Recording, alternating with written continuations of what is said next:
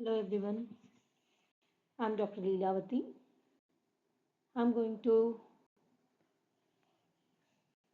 handle the topic analytic functions today. We are going to see the definition of analytic functions, Cauchy-Riemann equations, necessary and sufficient condition for a function to be analytic, then what are the properties of analytic functions, then we are going to see harmonic function and its conjugate, then how to find out analytic function by using Milne-Thomson method, at last conformal and bilinear transformations. First, we are going to see definition of analytic functions. When we can say a function is analytic. A single valued function f of z is said to be analytic at a point z0 if it has a derivative at the point z0 and at every point in the neighborhood of z0. If it is so, I can say the single valued function is analytic at the point z0.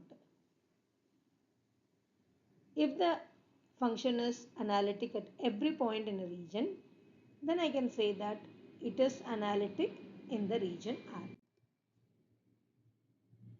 Next, we are going to see the necessary condition for a function f of z to be analytic.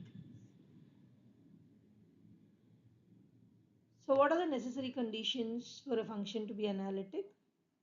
The first condition is the first order partial derivatives ux, uy, vx, vy should exist, and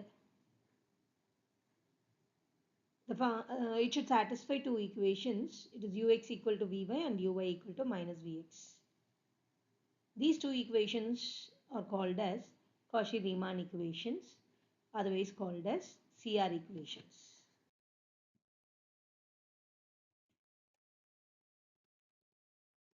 Next, we are going to see the sufficient condition for the function f of z to be analytic, which includes necessary conditions also. A single valued function f of z, which is equal to u plus iv, is analytic in a region R if the four partial derivatives ux, uy, vx, vy should exist, and it should be continuous, and it should satisfy Cauchy-Riemann equations ux equal to vy and uy equal to minus vx at every point of the region R. So if the function satisfies this sufficient condition, then I can say that the function is analytic. There is a note that all polynomials trigonometric exponential functions are analytic.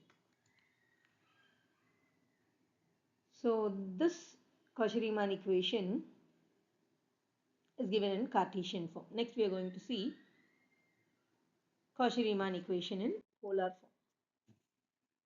So if the analytic function is if the function is in polar representation, if I want to say the function is analytic, then it should satisfy the Cauchy-Riemann equation in polar form. So for that, the first order partial derivatives with respect to r and theta should exist, and it should satisfy the two equations u r equal to 1 by r v theta and v r equal to minus 1 by r u theta.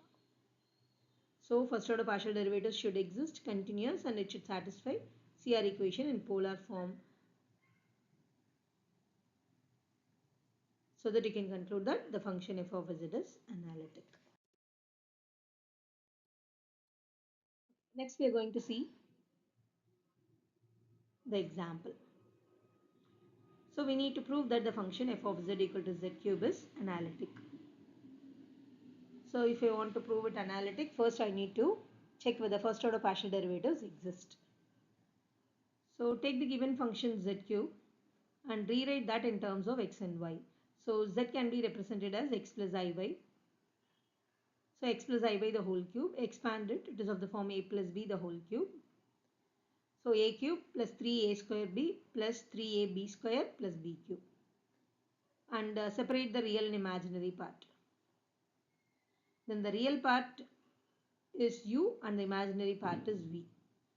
Then after identifying u and v, find the first order partial derivatives of u with respect to x and u with respect to y.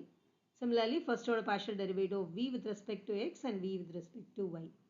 Then check whether it satisfies the Cauchy-Riemann equation. So I need to check whether dou u by dou x equal to dou v by dou y. Yes, it is equal. Then I need to check whether dou u by dou y equal to minus dou v by dou x. Yes. So first order partial derivatives exist and they are polynomials, so they are continuous and it satisfies the Cauchy-Riemann equation.